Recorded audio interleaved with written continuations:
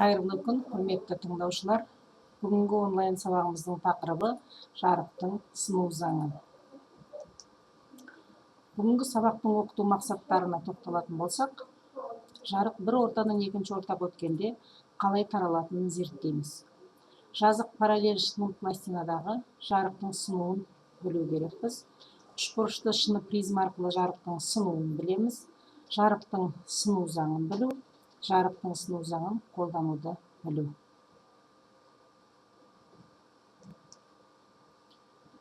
Бүгінгі сабақта қолданылатын пәндік терминология: түсу бұрышы, сыну бұрышы, ортаның сыну көрсеткіші, ортаның оптикалық тығыздығы. Енді осы аталған пәндік терминологияны қолданып, бүгінгі сабақтың барысында барлық жасалынған тәжірибелерді сипаттама беретін боламыз, заңдылықтарға тұжырымдама жасайтын боламыз. Алғашқы тәжірибенің нәтижесін назар аударайық. Су бар ыдысқа жарық шоғын түсіргенбіз. Судың сыну көрсеткіші суретте назар аударсаңыздар 1-ге тең, ауаныкі 1-ге тең, судыкі 1,33-ге тең. Жарық сәулесін су бар ыдысқа түсірейік. Байқап тұрғанымыздай, екінші ортаға өткен кезде жарықтың таралу бағыты бастапқы бағытқа қарағанда ығысқанын байқадық. Яғни жарық ортаға тұрғызылған перпендикулярға жақындағанын байқадық.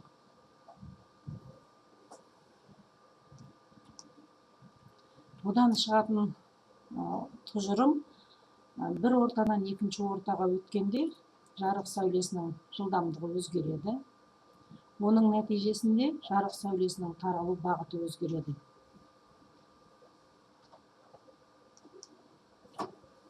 Жарық шоғын шыны арқылы өткізіп бақылайтын болсақ, онда мына тәжірибенің нәтижесіне назар аударуға тура келеді. Шыны мен ауаның бөліну шекарасында жарық шоғы өзінің бағытын өзгертеді, яғни сынады. Тағы да тәжірибеге назар аударсақ, тәжірибе нәтижесі көрсетілген слайдта.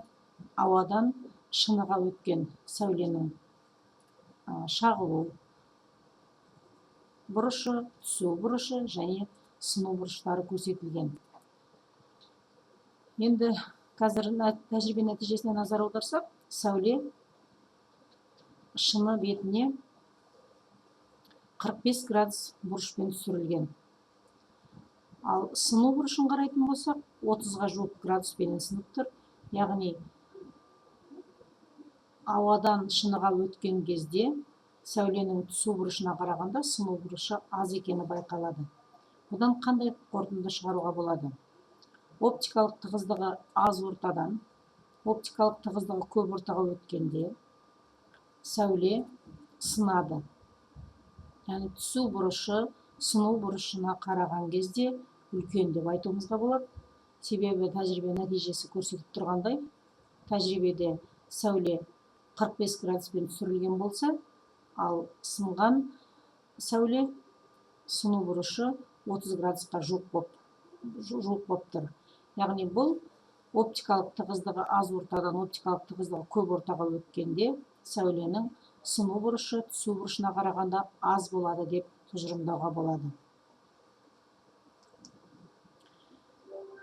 Сынған сәуле мен екі ортаны бөлетін шекараға сәуле түскен нүктеде перпендикуляр тұрғызылады. Осы перпендикуляр мен сынған сәуленің арасындағы бұрыш сыну бұрышы деп аталады. Оны бетта деген әріппен белгілеуге болады, болмаса гамма әріпімен белгілеуге болады. Енді өзіміз білетіндей, түсу бұрышына да анықтама берген кезде біз осы сызбаға сүйеніп анықтама берген болатынбыз. Түсу бұрышы дегеніміз ортаға түсірілген, орта жазықтығына түсірілген перпендикуляр мен түскен сәуленің арасындағы бұрыш болған. Дәл сол сияқты сыну бұрышына да солай тұжырым жасауға болады. Перпендикуляр мен сынған сәуленің арасы сыну бұрышы деп аталады. Енді толығырақ тоқталатын болсақ, бірінші ортадан екінші ортаға өткен сәуленің суреті слайдта көрсетілген. Енді осы сәулелердің барлығына егжей-тегжейлі тоқталатын болсақ, Мұндағы МН сызығы екі ортаның шекарасы, яғни ауадан суға өткен сәуле берілген. Бұл ортаға S нүктесінен жарық шоғы түседі. Оның бағытын SO деп белгілеген, яғни ол түскен сәуле деп аталады. Ал OB сәулесі бұл сынған сәуле деп аталады. Екі ортаның шекара сызығына O нүктесі арқылы перпендикуляр тұрғызамыз. Альфа бұрышы дегеніміз мұндағы түсу бұрышы, түскен сәулемен орта шекарасына тұрғызылған перпендикулярдың арасындағы бұрыш. Ал гамма бұрышы дегеніміз сыну бұрышы. Бұл сынған сәулемен перпендикуляр арасындағы бұрыш. Енді тәжірибе нәтижесін тағы да слайдтан бақылауға болады. Тәжірибе барысында жарық ауадан шыныға немесе суға өткен. Сынған сәуле перпендикулярға жақындайтын екі жағдайда да байқалады. Бұл сыну бұрышы түсу бұрышынан аз екенін бұл екі жағдайда дәлелдеп тұр. Бірінші суретте ауадан шыныға өткен эксперименттің нәтижесі көрсетілсе, екінші суретте ауадан суға өткен сәуленің суреті берілген. Екі жағдайда да сыну бұрышының аз екенін байқаймыз. Екі жағдайда да оптикалық тығыздығы аз ортадан көп ортаға өтіп тұрғаны байқалады. Екі жағдайда да түсу бұрышы сыну бұрышына қарағанда үлкен екені байқалады. Енді керісінше тәжірибені жасап көретін болсақ, тәжірибе нәтижесі тағы да слайдта берілген. Судан немесе шыныдан ауаға өткен кезде сыну бұрышы түсу бұрышынан үлкен болатыны байқалады. Бірінші суретке қарасақ, судан ауаға өткен кезде сәуленің, екінші суретте шыныдан ауаға өткен кезде берілген. Екі жағдайда да сәуленің сыну бұрышы үлкен түсу бұрышына қарағанда, яғни тығыздығы көп ортадан аз ортаға өткенде түсу бұрышы сыну бұрышына қарағанда аз болады. Яғни сыну бұрышы түсу бұрышына қарағанда артық болады деп айтамыз. Түсу бұрышының сыну бұрышына тәуелділігін зерттеп көретін болсақ, мына екі тәжірибеге назар аударсақ болады. Бұл тәжірибенің нәтижесі тағы да суретте көрсетілген. Бірінші жағдайда сәуле 30 градуспенен судан ауаға қарай түсірілген, яғни оптикалық тығыздығы көп ортадан, оптикалық тығыздығы аз ортаға өткен сәулені көруге болады.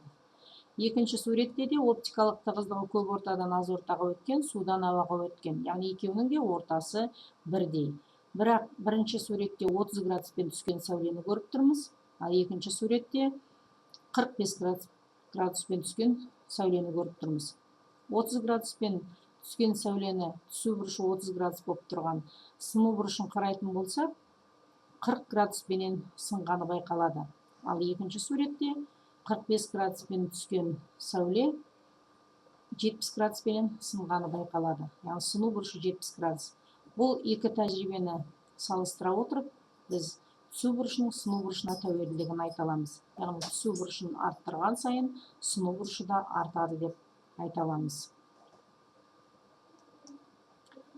Енді жарықтың сыну заңын тұжырымдайтын болсақ, түскен сәуле, сынған сәуле және екі ортаның шекарасындағы сәуленің түсу нүктесіне тұрғызылған перпендикуляр бір жазықтықта жатады.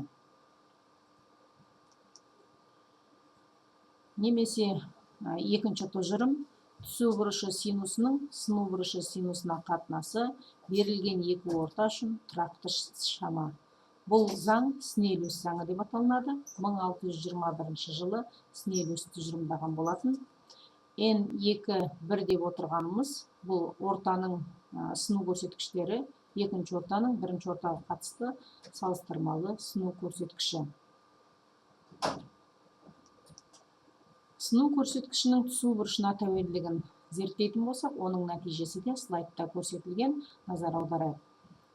Бірінші ортада су берілген, судан ауаға өткен сәулені бақылап тұрмыз. Екінші суретке қарасақ, тағы да дәл солай судан ауаға қарай өткен сәулені нәтижесі көрсетілген. Енді 30 градуспен түскен кезде түсу бұрышы 30 градус болатын болса, онда сыну бұрышын көріп тұрмыз 40 градусқа тең. Ал екінші суретке қарасақ, 45 градуспен түскен, ол бірақ 70 градуспен сынады.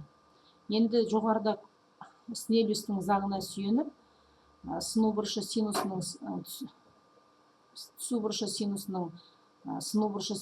қатынасы тұрақты шама деп айтылған. Ендеше біз синус альфа бөлінген синус беттаны есептейтін болсақ, бірінші сызбадағы нәтижені пайдаланып, синус 30 градусты синус 40 градусқа бөлетін болсақ, онда бізде сыну көрсеткіші 0,174-ке тең болады.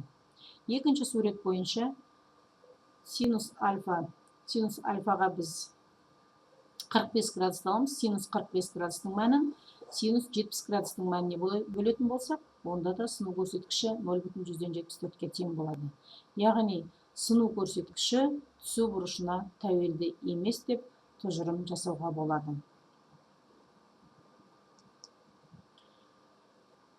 Енді барлық жасалған тәжірибелерге, жоғарыда жасалған тәжірибелердің нәтижесіне сүйеніп, мынандай қорытынды жасауға болады. Сыну көрсеткіші түсу бұрышына тәуелді емес, тек шекаралық ортаның оптикалық қасиеттерімен анықталады. Екінші, ортаның сыну көрсеткіші жарықтың жиілігіне және ортаның күйіне, температурасы мен тығыздығы тәуелді деп айтуымызға болады. Егер бірінші ортада жарықтың таралу жылдамдығын V1 деп белгілесек, ал екінші ортада V2 деп белгілейміз. Ендеше біз сыну көрсеткішінің формуласын V1 бөлінген V2 деп жазуымызға болады. Бұл салыстырмалы сыну көрсеткіш деп аталады. Ал вакуумге қатысты сыну көрсеткішті біз абсолют сыну көрсеткіш деп атаймыз. N тең N1 деген бірінші ортаның сыну көрсеткіші, S бөлінген V1, немесе N2 дегеніміз екінші ортаның сыну көрсеткіші, ол S бөлінген V2-ге тең. Жарықтың таралу жылдамдығының ортаның сыну көрсеткішіне тәуелділігін жазатын болсақ, біз мынандай қатынаста жазып көрсете аламыз. V1-дің V2-ге қатынасы, N2-ның N1-ге қатынасы. Яғни бұл теңдіктен біз жарық жылдамдығының сыну көрсеткішінен тәуелділігін көріп тұрмыз. Жарық жылдамдығы сыну көрсеткішіне кері пропорционал екені тұжырымдауға болады. Яғни сыну көрсеткіші артқан сайын жарық жылдамдығы азаяды. Немесе сыну көрсеткіші кеміген сайын жарық жылдамдығы артады. Кейбір заттардың сыну көрсеткіштері берілген. Мысалы, шынынікі 1,52-ге тең, спирттікі 1,36-ға тең, алмаздікі 2,42, глицериндікі 1,47, скипидарікі 1,5, ауаныкі 1-ге тең. Яғни осы заттарға сәуле түскен кезде сыну көрсеткішіне байланысты сәуленің сыну бұрышы үлкен бола ма, түсу бұрышы үлкен бола ма, біз анықтай аламыз. Бұл кестеде беріледі. Енді мына бір тәжірибенің нәтижесіне назар аударайық. Жарық екі орта шекарасына перпендикуляр бағытта түскен, ол өзінің бағытын өзгертпейді, яғни сынбайды. Онда біз перпендикуляр бағытта түскен сәуленің сынбайтыны туралы толық айта аламыз. Қазір шыныдан ауаға түсірілген сәулені көріп тұрмыз. Енді жазық параллель пластинаға түскен сәулелерді қарастырайық. Жазық параллель пластинада жарықтың сынуы қалай боладығына назар аударайық. Жарық сәулесін жазық параллель шылым пластинаның бүйір қабырғасына суретте көрсетілгендей етіп түсіреміз.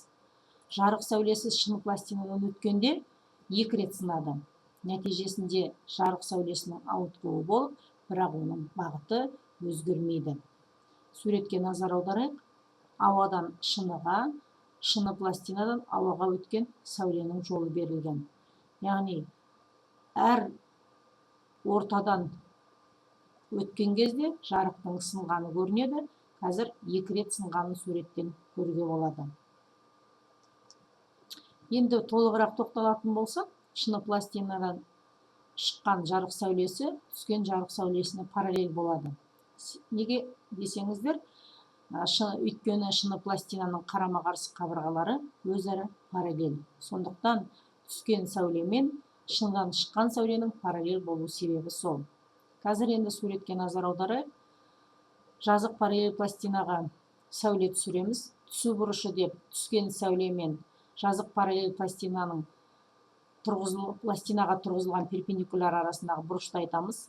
Альфа бұрышы түсу бұрышы деп аталады. Д деп отырғанымыз ол пластинаның қалыңдығы.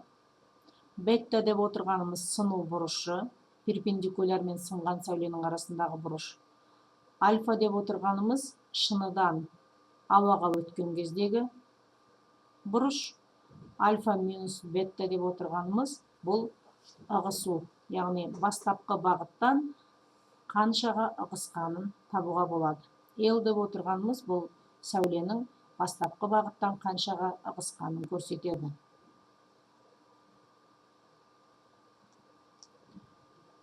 Оптикада көбінесе үшбұрышты призма арқылы жарықтың өтуіне байланысты жұмыстар жасауға тура келеді.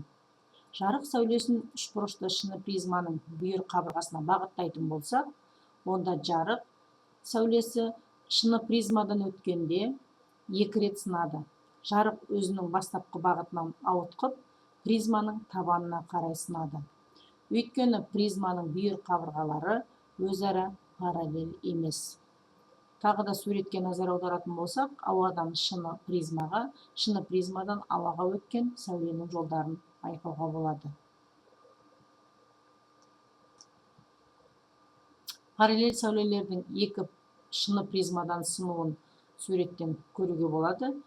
Жоғары А суретінде екі призма қарасақ, сәулеміз түсірген сәуле, призмаға түскен сәуле, призманың табанына қарай сынған болатын. Ал енді мұнай Б суретіне қарасақ, тағы да екі жағдай көрсетілген, екі призмада да сәуленің сынуы призманың табанына қарай сынғанын көріп тұрмыз. Сәуленің түскен бағыты өзгерді деп айта аламыз, себебі бұлардың бағыт призмалардың қабырғалы параллель болмағандықтан сәуле призманың табанына қарай сынды. Енді жарық сәулесінің үшбұрышты шыны призмадағы жүрісін дәлірек, толығырақ тоқталатын болсақ, онда призма өзі қиылысатын жазықтықтармен шектелген мөлдір дене. А, Б және А, С жақтары сындыратын жақтар деп аталады. Суретке назар аударайық. Фи бұрышы призманың сындыру бұрышы деп аталады. Ол призманың төбесінде тұр.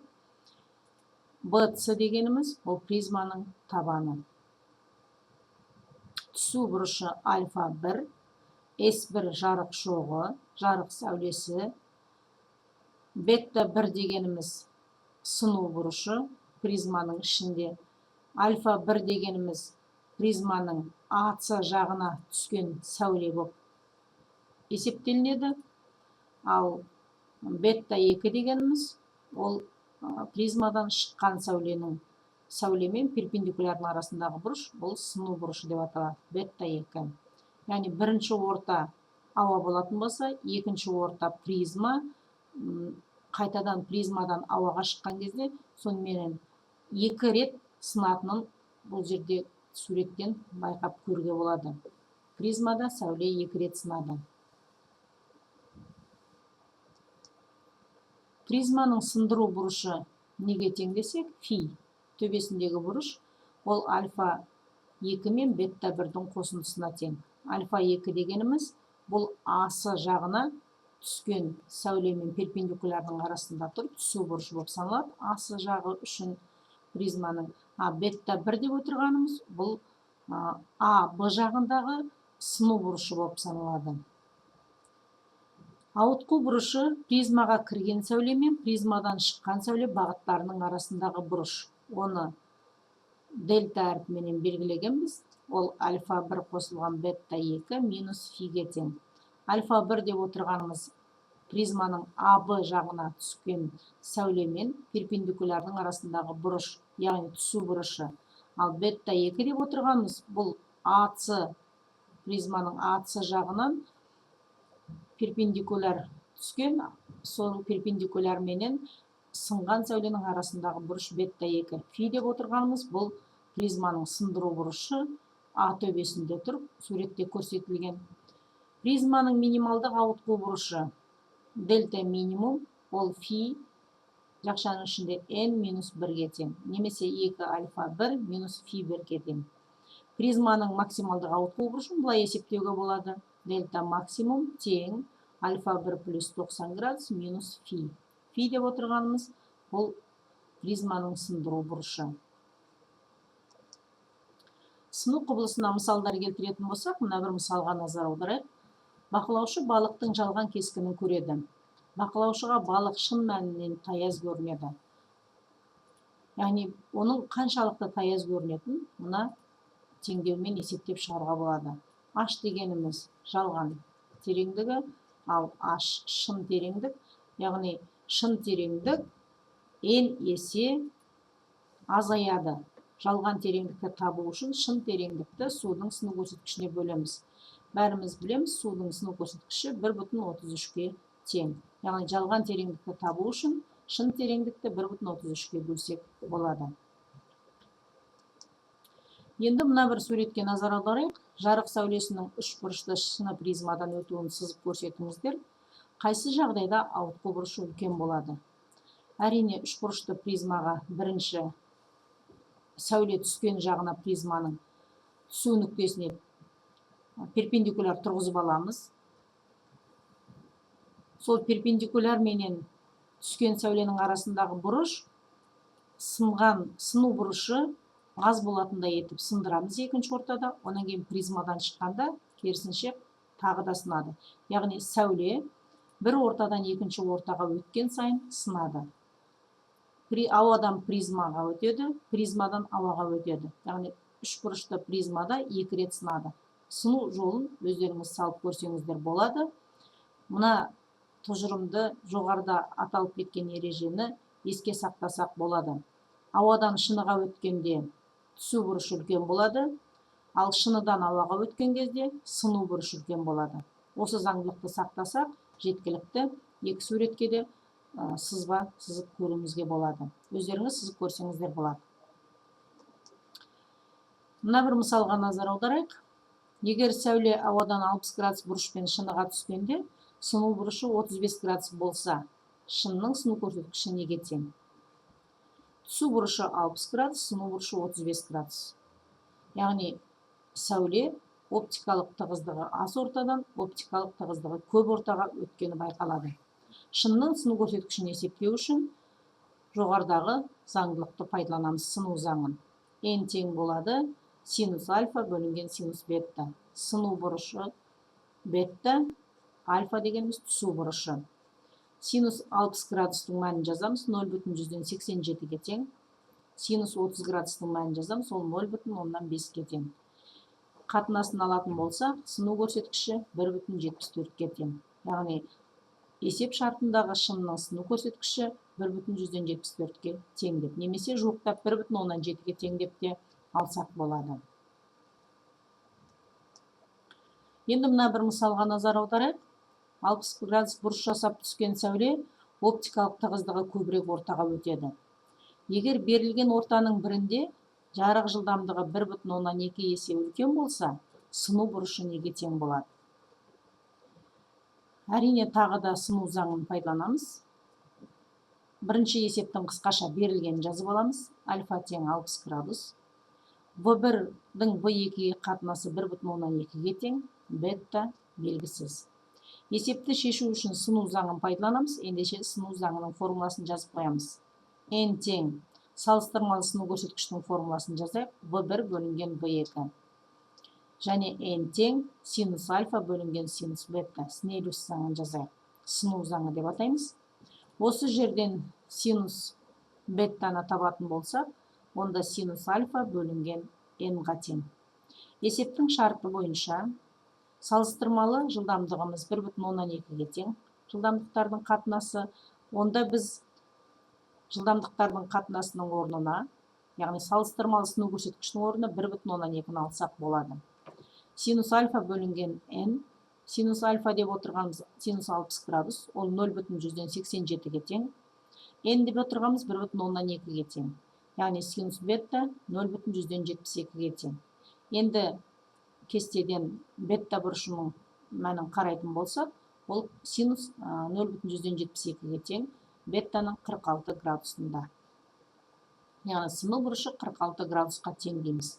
Есептің берілгеніменен жауабын тексеруге болады. Оптикалық тығыздығы көбірек ортаға өтті деп айтты.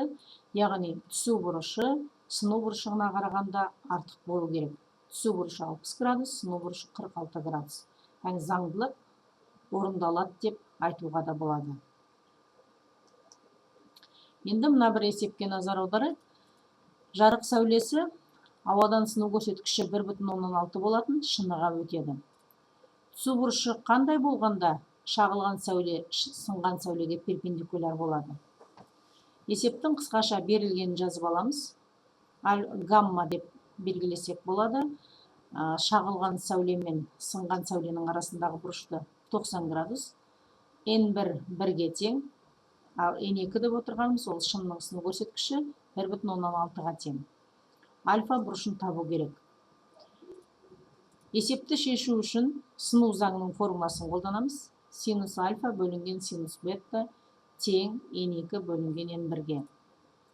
Енді альфа қосылған суретке назар аударатын болсақ, альфа қосылған 90 градус, қосылған бетта бұл бір жазықтықта жатқандықтан, жазықтықтың бойындағы ол үшеуінің қосындысы 180 градусты құрайды. Онда осы жерден беттаны табатын болсақ, 90 минус альфаға тең. Енді сыну заңының формуласын апарып қоямыз. Синус альфа бөлінген синус беттаның орнына синус 90 градус минус альфа деп қоямыз. Тең N2 бөлінген N1-ге. Синус альфа бөлінген синус 90 минус альфа дегеніміз келтіру формуласы бойынша косинус беттаға тең. Онда біз синус альфаның косинус беттаға қатынасы N2-ның N1-ге қатынасына тең деп жазамыз. Синус альфаның косинус беттаға қатынасы немесе косинус альфаға қатынасы бұл тангенс альфаға тең болады. Егер тангенс альфаның 1,16-ға тең екенін табатын болсақ, альфа бұрышын тағы да кестеден қараймыз, 4 таңбалы кестеден. Альфа 58 градуста, тангенсіміз 1,16-ға тең болады екен. Онда есептің жауабы түсу бұрышы 58 градусқа тең деп айтамыз. Енді мына бір келесі мысалға назар аударайық. Егер шағылған сәуле сынған сәулеге перпендикуляр болса, ауадан су бетіне түскен сәуленің сыну бұрышын табыңдар. Есептің қысқаша берілгенін жазып аламыз. Шағылған сәуле мен сынған сәуленің арасын гамма деп белгілейміз, ол 90 градусқа тең. N1 ауадан су бетіне өтті дедік. Ауа сыну көрсеткіші 1-ге тең, судың сыну көрсеткіші 1,33-ге тең. Бетта бұрышы белгісіз. Тағы да сыну заңын пайдаланамыз, Снеллиус заңы дейміз. Синус альфаның синус беттаға қатынасы N-ға тең, бірақ N-іміз бізде N2 бөлінген N1-ге тең болғандықтан, тағы да жазықтықта жатқан бұрыштарды қосамыз. Альфа қосылған бетта қосылған гамма бұл 180 градусқа тең. Онда альфа бұрышын табу үшін 90 минус бетта деп жазып алуымызға болады. Енді синус альфаның орнына 90 минус беттаны жазамыз. Синус 90 минус бетта бөлінген синус беттаға тең N2 бөлінген N1-ге.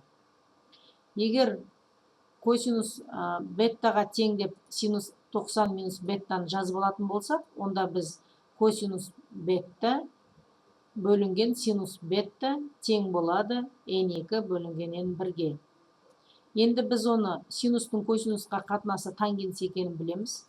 Онда біз синустың косинусқа қатынасын тангенс деп, керісінше N1-дің N2-ге қатынасына тең деп жазсақ та болады. Тангенс беттамыз 1 бөлінген 1,33-ге тең. Енді біз оны кестеден қараймыз. Ол қанша градуста? 0,752-ге тең болатынан. Яғни тангенстің 0,100-ден 0,752-ге тең болатын мәні ол 49 градуста. Онда біз ауадан су бетіне түскен сәуленің сыну бұрышы 49 градус деп жауап береміз. Есептің жауабы бетта тең 49 градус. Енді келесі есепке назар аударайық. Жарық сәулесі кварцтан жасалған шыны пластинкаға шағылған сәуле мен сынған сәуленің арасындағы бұрыш 3-тен 2 пи болатындай етіп түсірілген. Есептің берілгенін жазып алайық. N 1,154-ге тең. А, О, В бұрышы 3-тен 2 пиге тең. Суретке қараймыз. А, О, В. Альфа бұрышын табу керек. Бұрыш N1, суретке назар аударайық. Бұрыш N1, О, А және А, О, Б және Б, О, N бұрыштарының қосындысы пиге тең. Онда біз беттаны тауып аламыз. Пи бөлінген 3 минус альфаға тең деп. Сыну заңын пайдаланамыз. Синус альфа бөлінген синус бетта тең n-ға. Егер біз бетта бұрышының орнына пи бөлінген 3 минус альфаны қоятын болсақ, онда біздің теңдеуіміз мына түрде жазылады. Синус альфа бөлінген синус пи бөлінген 3 минус альфа тең n-ға. Енді синус пи бөлінген 3 минус альфаны формула бойынша ашатын болсақ, синус пи бөлінген 3 дегеніміз ол 60 градус. Түбір асты 3 бөлінген 2-ге тең. Синус альфа, косинус альфа, минус косинус альфа, синус альфа формуласымен өрнектейміз.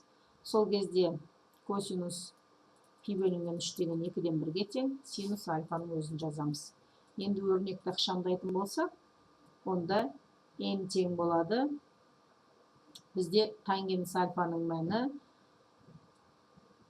n түбір астында 3 бөлінген n плюс 2-ге тең. Егер осы жерден альфа бұрышын табатын болсақ, онда арктангенс n түбір астында 3, n плюс 2 деп табуымызға болады.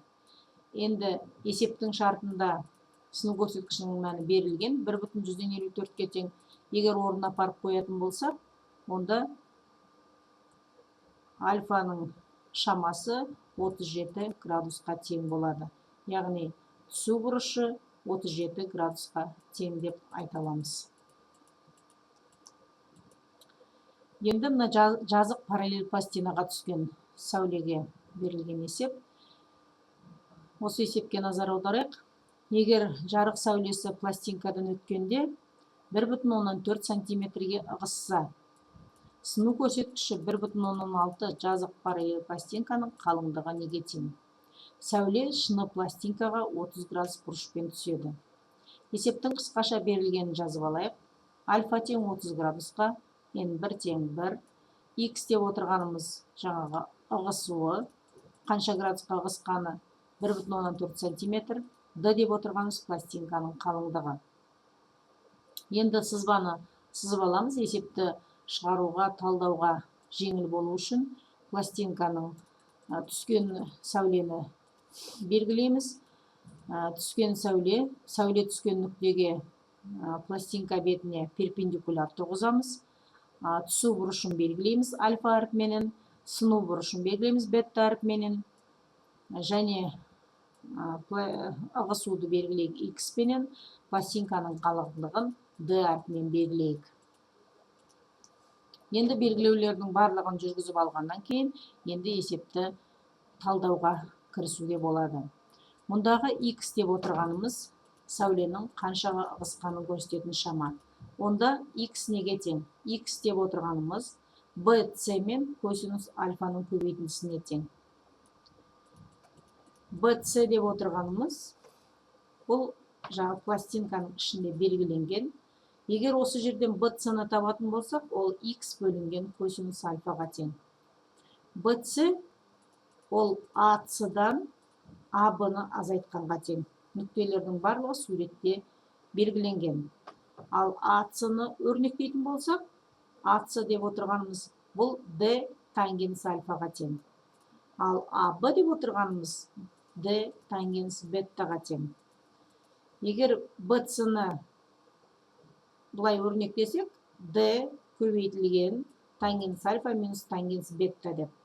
Онда бізде d деп отырғанымыз x бөлінген косинус альфа көбейтілген тангенс альфа минус тангенс бетта өрнегінде жазып көрсетуге болады. Сыну заңы бойынша синус альфа бөлінген синус бетта тең n2 бөлінген n1-ге. Егер синус бетта осы жерден n1 көбейтілген синус альфа бөлінген n2-ге тең болса, онда синус беттаның мәні 0,3125-ге тең. Немесе 0,31 деп жоқтап алуға да болады.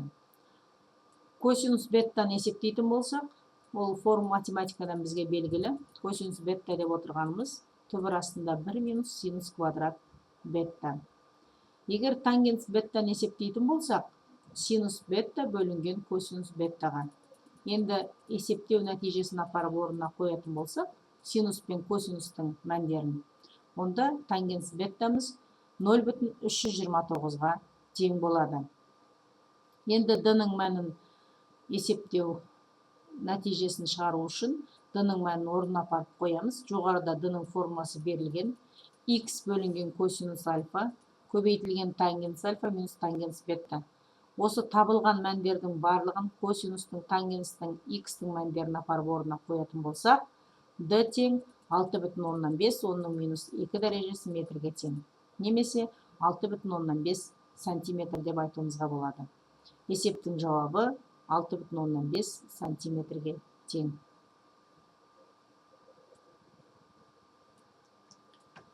Енді үй жұмысының тапсырмаларын таныстырып өтейін. Үй жұмысына 4 есеп берілген. Сұрақтар сыну заңына байланысты. Бірінші сұрақ: түбі жақсы көрінетін кез келген су айдыны әрдайым шындық өлшеміне қарағанда кішкене болып көрінеді. Неліктен?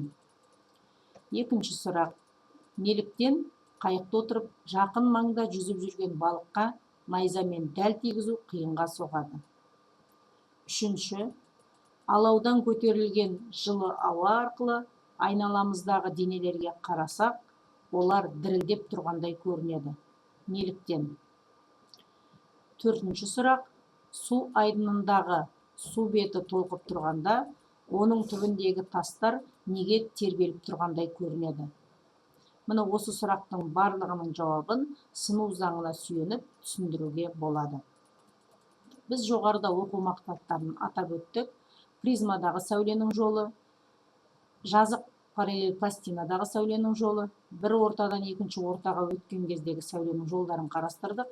Барлық тәжірибе нәтижесі слайдта суретте көрсетілді. Осы тәжірибе нәтижелерін пайдаланып, сіздер үй жұмысындағы сұрақтардың жауабын алуларыңызға болады. Тыңдағандарыңызға рахмет, сау болыңыздар.